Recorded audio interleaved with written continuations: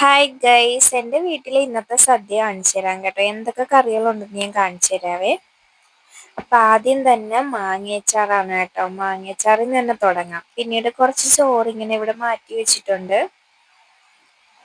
പിന്നെ ഇതാണെങ്കിൽ നമ്മുടെ വെള്ള കിച്ചടി ഉണ്ടല്ലോ, ആ കിച്ചടിയാണ് കേട്ടോ. വെള്ള കിച്ചടിയാണിത്.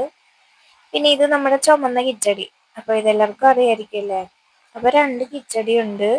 പിന്നെ ഇത് പായസമാണ് കേട്ടോ. അടപ്പായസമാണ്. വേവിച്ച് വെച്ചിട്ടുള്ളതാണ് കേട്ടോ. ഞാനാണ് ഇങ്ങനെ ഇളക്കുന്നത്, അതുകൊണ്ടാണ് ഇങ്ങനെ ഇരിക്കുന്നത് കേട്ടോ.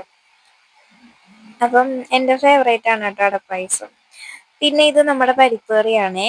അത് വേവിച്ച് വെച്ചിട്ടുണ്ട്, കൊടുക്കാനായിട്ടാണ്. അപ്പോൾ ഒന്നും പാക്ക് ആയിട്ടില്ല. അപ്പോൾ ഇത് വേവിച്ച് വെച്ചിട്ടുള്ളതാണ് കേട്ടോ.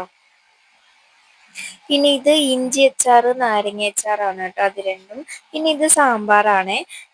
അപ്പൊ എൻ്റെ ഫേവറേറ്റ് ആയിട്ടുള്ള ഒരു കാര്യം കാണിച്ചു തരാം കേട്ടോ. ഇത് നമ്മുടെ കൂട്ടുകറി എന്നൊക്കെ പറയില്ലേ, കൂട്ടുകറിയിൽ ഇടാനായിട്ടുള്ള ചെറിയ വടകളാണ് കേട്ടോ. എനിക്ക് ഭയങ്കര ഇഷ്ടമാണ് ഈ കൂട്ടുകറി. അത്രയ്ക്ക് ടേസ്റ്റാണ് കേട്ടോ. ഉരുളക്കിഴങ്ങ് അതൊക്കെ വെച്ചിട്ടുണ്ടാക്കുന്ന കൂട്ടുകറിയാണ് കേട്ടോ. അതിൻ്റെ അകത്ത് ഈ ചെറിയ വടകൾ ഇട്ട് കൊടുക്കാറുണ്ട്. ഭയങ്കര ടേസ്റ്റാണ്. എൻ്റെ വീട്ടിൽ ഉണ്ടാക്കുന്നതുകൊണ്ട് പറയല്ലോ, ഭയങ്കര ടേസ്റ്റാണ് കേട്ടോ. ഇത് പുളിശ്ശേരിയാണ്. ഇത് വെറും പുളിശ്ശേരിയല്ല, നമ്മുടെ എന്താ പറയുക, പൈനാപ്പിൾ പുളിശ്ശേരിയാണ് കേട്ടോ. പിന്നീട് മരച്ചീനി വേവുന്നേ ഉള്ളൂ. പിന്നെ ഇതാണെങ്കിൽ പപ്പടം എല്ലാവർക്കും അറിയാലോ. കുറച്ച് കൂടുതൽ വേണം, അത് വറുത്തുകൊണ്ടിരിക്കണേ ഉള്ളൂ കേട്ടോ.